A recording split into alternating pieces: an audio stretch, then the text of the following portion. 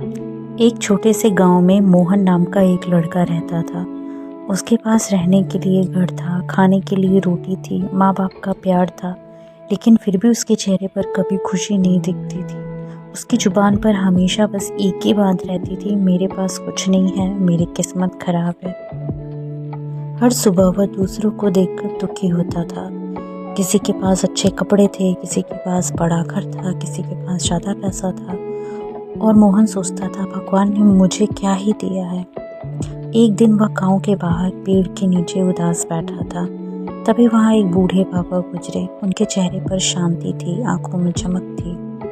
उन्होंने पूछा, बेटा क्यों परेशान हो? मोहन बोला, मेरे पास कुछ भी नहीं है बाबा, इसलिए मेरी जिंदगी बेकार है। बाबा हल्का सा मुस्कुराए, फिर बोले, अच्छा, मैं तुम्हें 1 लाख रुपए दूंगा, क्या तुम मुझे अपनी आंखें दे दोगे?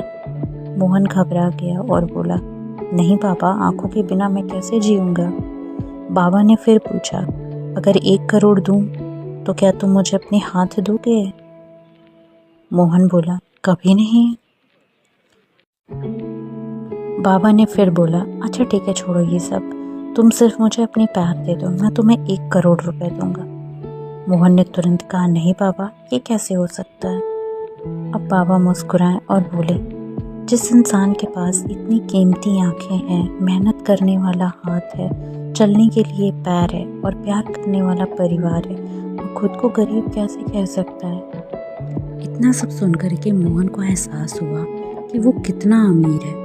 मोहन की आंखें भर आई। पहली बार उसे एहसास हुआ कि वो कितना अमीर है, लेकिन गलत चीज़ों को देखकर खुद को वो हमेशा गरीब समझता रहा।